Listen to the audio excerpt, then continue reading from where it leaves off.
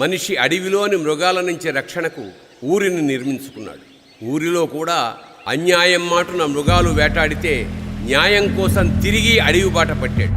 ఆ అడవిదారిలో వేసిన ప్రతి అడుగు నెత్తుటి మడుగై ఒక్కొక్క ఊరిని పోరాటాల పురిటిగడ్డగా మార్చింది. అలాంటి ఒక ఊరే శ్రీరామగిరి. ఈ కథ ప్రారంభమైంది అక్కడే.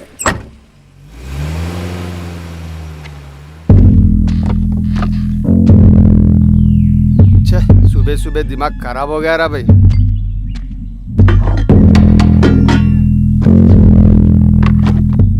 ఒకటి తమ్ముడు ఏందన్నా పొద్దున్నే డ్యూటీ ఎక్కినావు?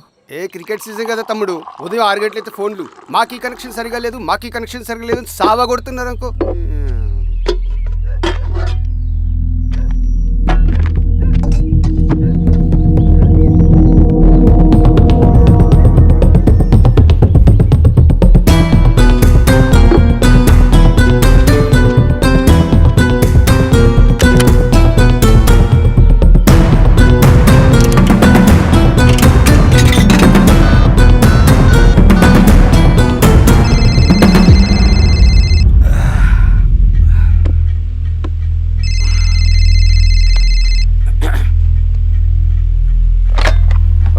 Penupaka police station. తాగి ఊళ్ళోకి వచ్చాడు సార్. నిజమా?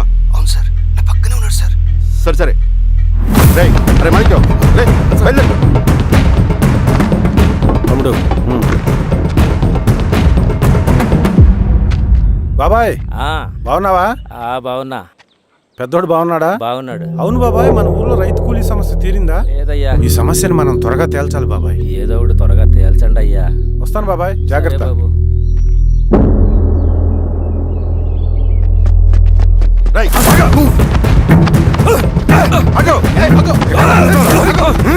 సార్ నన్ను వదిలేయండి. మీరు ఎవరిని చూసి ఎవరు అనుకుంటారో, నేను సోషల్ వర్కర్ని. నువ్వు ఎవరైనా తెలుసురా? నేను సోషల్ వర్కర్ని.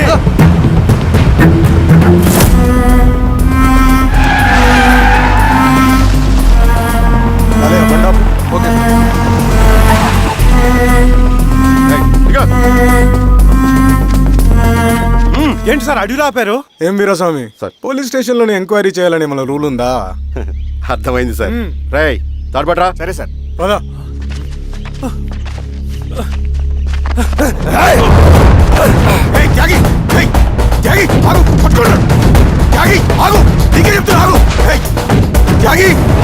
చెప్తున్నా నీకు ఆగు. ఆగు.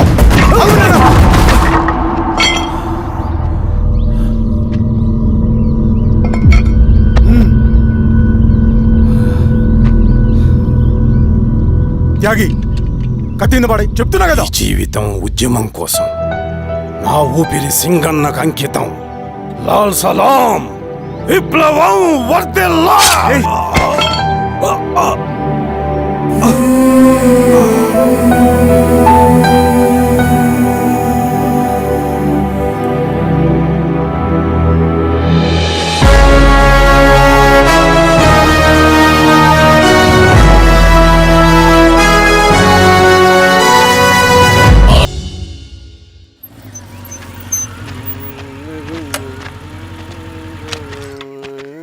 షబీర్ భాయ్. ఏందిరా భాయ్? మా కోనేటి వీధిలో కేబుల్ కనెక్షన్ రావట్లేదు భాయ్. పొద్దునేందిరా భాయ్? లేదన్నా, మేము కొంచెం క్రికెట్ బెట్టింగ్ పెట్టుకున్నాం, కొంచెం వీలైతే చూడన్నా. నేను రాను పోరా భాయ్. అన్నా ఏందిరా?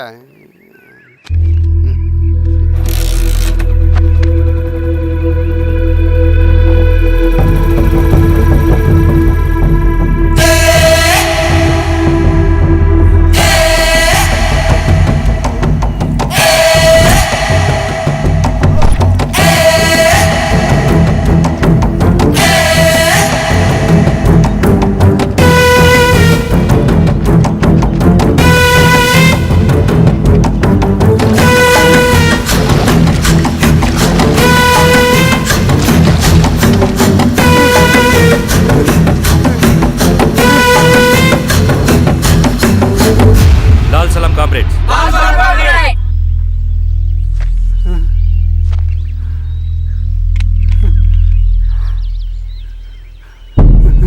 ₹1,00,000 సంపాదించడానికి ఎన్ని రోజులు పడుతుంది? అడిగిన దానికి సూటిగా సమాధానం చెప్పు. 1,00,000 రూపాయలు సంపాదించడానికి ఎన్ని రోజులు పడుతుంది? చెప్పురా ద్రోహి. అదే ఒక విప్లవకారుని తయారు చేయడానికి ఎన్ని రోజులు పడుతుంది తెలుసా? చెప్పురా. ఒక సూర్యగోళాన్ని సృష్టించినంత కష్టమరా. అలాంటి వాడిని ఒక 5,000 అమ్మేస్తావు కదరా.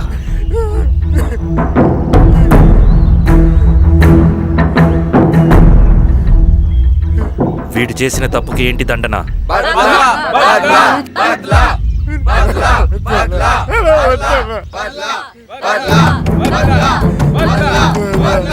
నీలాగా డబ్బుకు కకృతిపడి విప్లవకారుల్ని బలిపెట్టే ప్రతి ఒక్కొక్కడికి నీ చావుకు గుణపాఠం కావాలి.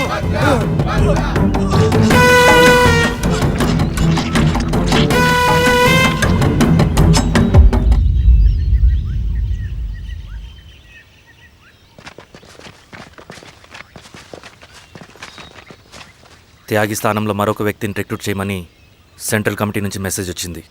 ఆ వ్యక్తే మన కళ్ళు చెవులు. తగిన వ్యక్తిని రిక్రూట్ చేయాలి. అలాగే కామ్రేడ్. లాల్ సలాం.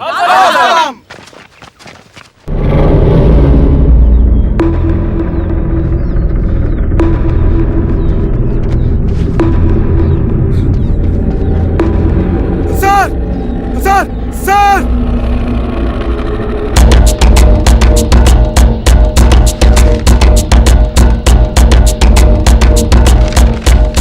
హెచ్చరిక. డబ్బులకు అమ్ముడిపోయే ఊరుకుక్కలతో విప్లవోద్యమాన్ని ఆపలేరు. ఆపాలని ప్రయత్నించే ప్రతి ఒక్కరికి ప్రజాకోర్టులో ఇదే గతి పడుతుంది. ఇట్లు సింగన్న దళం.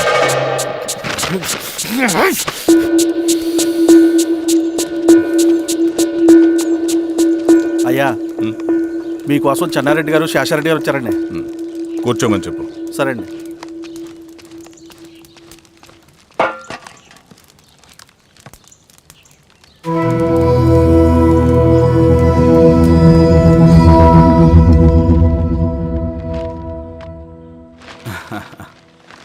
కూర్చోండి బాబాయ్. ఏంటి బాబాయ్ పొద్దున ఎలా వచ్చారు? అదే ఈశ్వర, రైతు కూలీల విషయం. అవును బాబాయ్,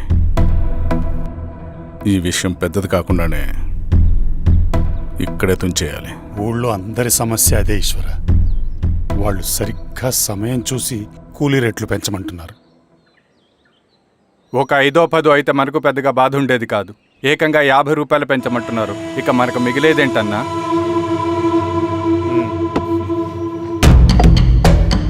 చెరువులోకి నీళ్ళు వచ్చేసరికి జలగలకి బలం పెరుగుతుందంట.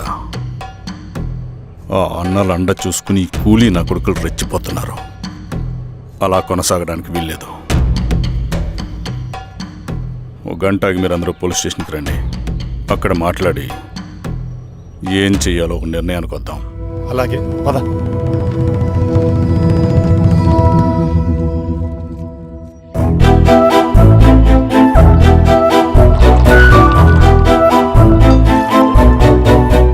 బాబు సార్. స్టేషన్కి ఓ 10 టీలు త్వరగా పంపించు. Okay sir. Okay sir.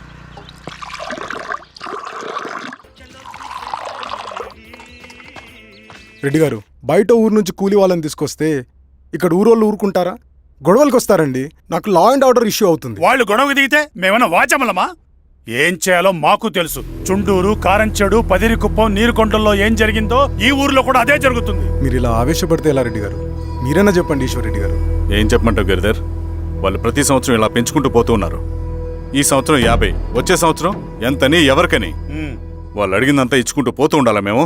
వచ్చే సంవత్సరం పెంచర్లేండి సార్. సరే, అలాగని వాళ్ళని రాసిమ్మని చెప్పండి, అప్పుడు చూద్దాం. వీరస్వామి, ఆ నరసింహ గారిని పిలువు. సార్, నరసింహ గారు సార్ పిలుస్తున్నారు. నమస్తే సార్. నమస్తే, కూర్చోండి. Sir tea. నమస్కారం. నమస్తే సార్. టీ. అందరికీ చూడండి నరసింహులు గారు, మీరు అడిగింది ఇవ్వటానికి వాళ్ళు సిద్ధంగా ఉన్నారు.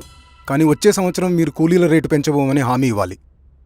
వచ్చే సంవత్సరం మిగిలిన వస్తువుల ధరలు పెరగవని మీరు హామీ ఇవ్వండి, అలాగే మేము ఇస్తాం. మేము అడిగింది మీ చేతిలో ఉంది, మీరు అడిగింది మాత్రం మా చేతిలో లేదు. వాళ్ళ చేతిలో ఉంది సార్, అంతా అన్నల చేతిలో ఉంది. సార్, వాళ్ళెవరో మాకు తెలియదు. మేమెవరి చేతుల్లో కీలువమలం కాదు. ఇది మా రైతు కూలీలందరం కలిసి సమిష్టిగా తీసుకున్న నిర్ణయం.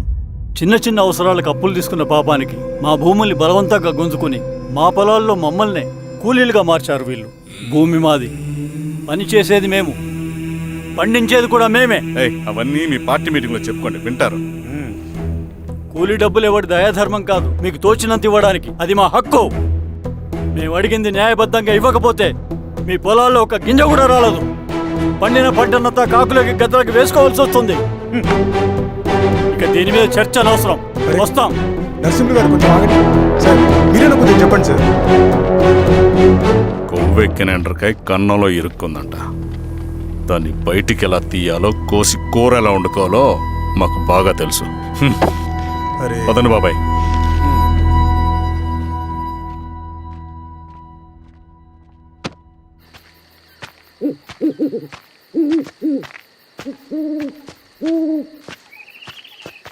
లాల్ సలాం కామ్రేడ్. లాల్ సలాం. ఇంత పొద్దున లేచారంటన్నా? విప్లవకారుల జీవితాలు ఇంతే కదా రవి. 15 ఏళ్ళుగా ఇదే జీవితమే కదా బతుకుతున్నాను. ఎటువైపు నుంచి ఎవడొచ్చి అటాక్ చేస్తాడో తెలీదు. పరిగెడుతూనే ఉండాలి. ఈ అడవిలో కడుపు నిండా తిండి, కంటి నిండా నిద్ర కూడా ఉండదు. ఒక్కొక్కసారి తాగడానికి చుక్క నీరు కూడా దొరకదు. 2 పుస్తకాలు, ఒక కిట్ బ్యాగ్, అందులో 2 జతలు, ఒకటి ఒంటి మీద, ఇంకోటి దండం మీద. ఇవే మనకున్న ఆస్తి. ఒక్కొక్కసారి ఇవి కూడా ఉండవు.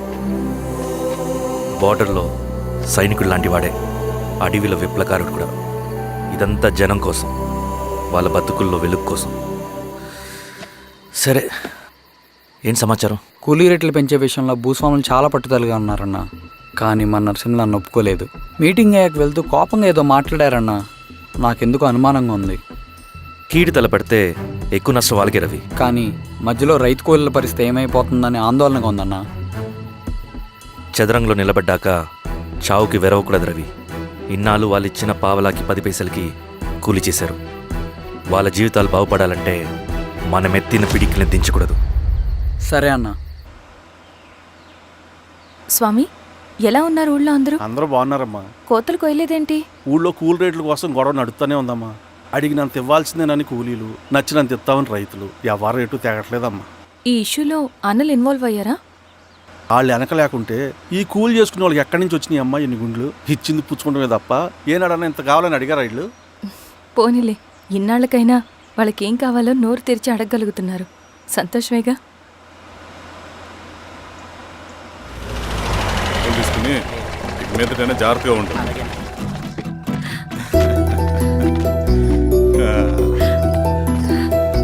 బాగున్నావమ్మా? బాగున్నానన్నయ్య, నువ్వెలా ఉన్నావు? బాగున్నాను. రా లోపలికి వెళ్దాం. రా కూర్చో. సో ప్రయాణం అంతా బాగానే జరిగింది కదా? నీ ఫేవరెట్ నెత్తిపూరి. రా వడ్డిస్తారా? ప్లేట్ తిప్పు. నాకొద్దన్నయ్య, నాకు మంచి కాఫీ తాగాలని ఉంది. అమ్మో, నీకు నచ్చినట్టు కాఫీ చేయాలంటే ఆ దేవుడి దిగి రావాలి తల్లి. ఏంటో అన్నయ్య, మంచి కాఫీ తాగకపోతే ఇక ఆ రోజంతా అదోలా ఉంటుంది నాకు. రేయ్ సామే, అర్థమైందయ్యా. శిరీష్ అమ్మకి మంచి కాఫీ కావాలి, అంతేగా నేను వెళ్ళి పట్టుకొచ్చేస్తా. ఎక్కడికి స్వామి? మన ఊళ్ళో మెగాస్టార్ హోటల్ ఉందమ్మా, అందులో కాఫీ చాలా బాగుంటుంది. నేను వెళ్ళి పట్టుకొచ్చేస్తా. స్వామి, అమ్మా కాఫీ అంటే అక్కడికి వెళ్ళి వేడి వేడిగా తాగాలి. నేను వస్తాను పద. అవునమ్మా, అక్కడ నేను కూడా తాగాను, చాలా బాగుంటుంది. వెళ్ళు. థ్యాంక్ యూ అన్నయ్య. ఆడుతూ పాడుతూ పని చేస్తాం.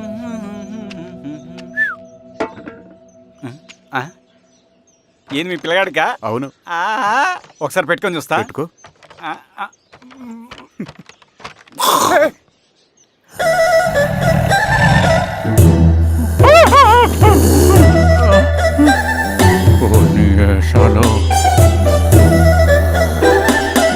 బట్టలు ఉంటే చూడండి, బట్టలు లేకుండా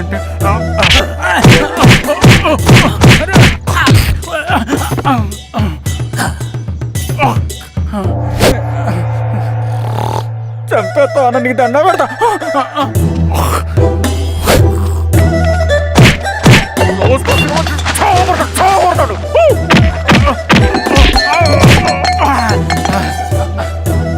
నేనన్నా బొట్టుని ఏందన్నా నన్ను చంపుతాయంది.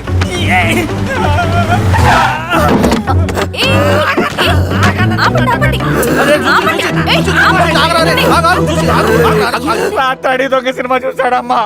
పొద్దున్న నేను పొలానికి చంపేస్తాడమ్మా. రేయ్ మేడం మంచి కాఫీ పెట్టు ఎలా మేడమా? అయితే మేడంకి స్పెషల్ కాఫీయా? ఓకే. అమ్మా ఆడికి చిరంజీవి ఇచ్చి. పిచ్చా? కాదమ్మా ఫ్యాను. రండమ్మా కాఫీ తాదు కానీ. కూర్చోండి అమ్మా. ఏంటి స్వామి ఇతను? చాలా మంచోడమ్మా. మెగాస్టార్ సినిమాలు చూసిన వాళ్ళు అయిపోతాడు. స్వామి అమ్మా ఈ కాఫీ నేను ఎక్కడో తాగాను. మేడంకి స్పెషల్ కాఫీయా? ఏయ్, కూర్చో. మళ్ళక్కడికా? పద మేడం మందులు రాసుకో చూచి. Thank you. పద కూర్చో. బా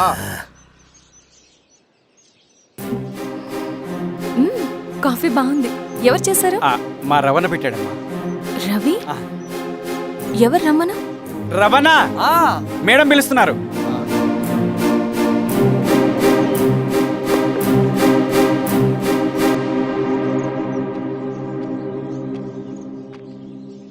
ఇతనే రవణ. శిరీష మీరా?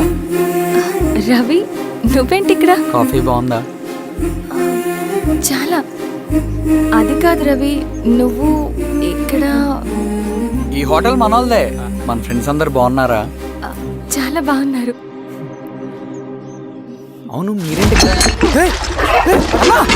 ఏమైంది అన్నా అన్నా ఏమైందన్నా? అన్నా? లే అన్నా. స్వామి త్వరగా కార్తీ. జాగ్రత్త. అన్నా త్వరగా పట్టి తీయనా. అన్నా త్వరగా పోనీ.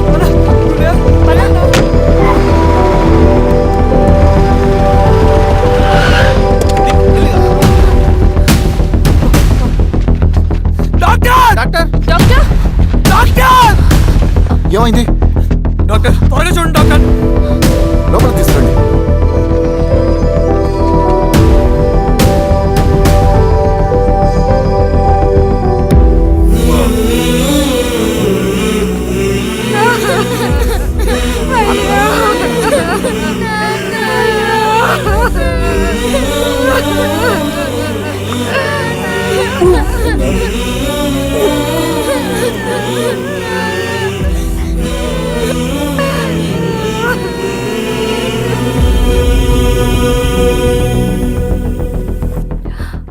ఎలా ఉంది డాక్టర్? డాక్టర్ చనిపోయాడమ్మా.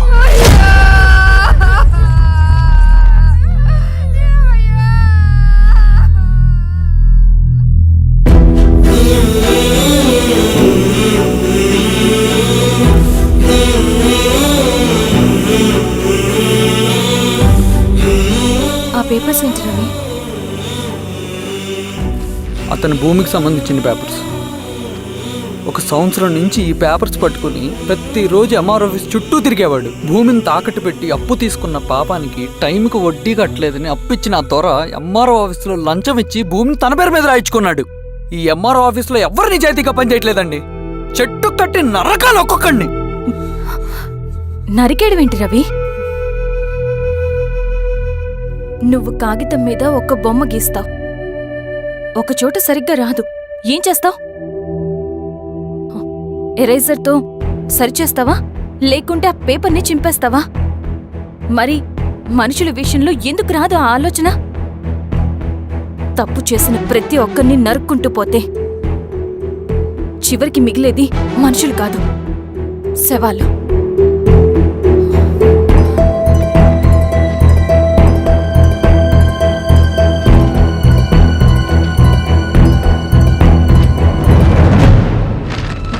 పదరవి రా.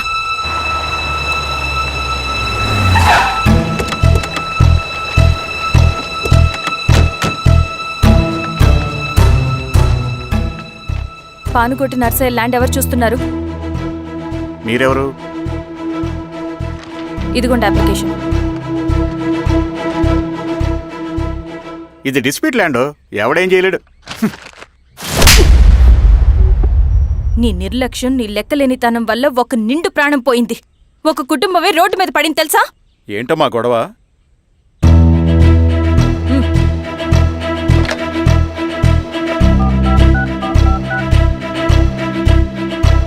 Hello sir.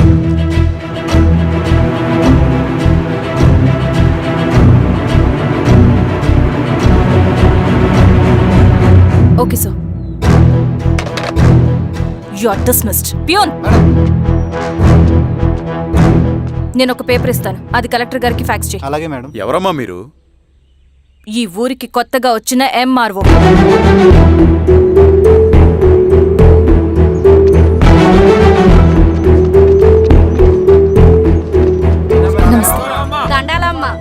మీ పరిస్థితులు నాకు తెలుసు. పని చేస్తేనే మీకు పూట గడుస్తుంది. పనులు మానుకుని మీరు ఈ ఆఫీస్ చుట్టూ తిరగాల్సిన అవసరం లేదు. మరి ఎట్టాగమ్మా?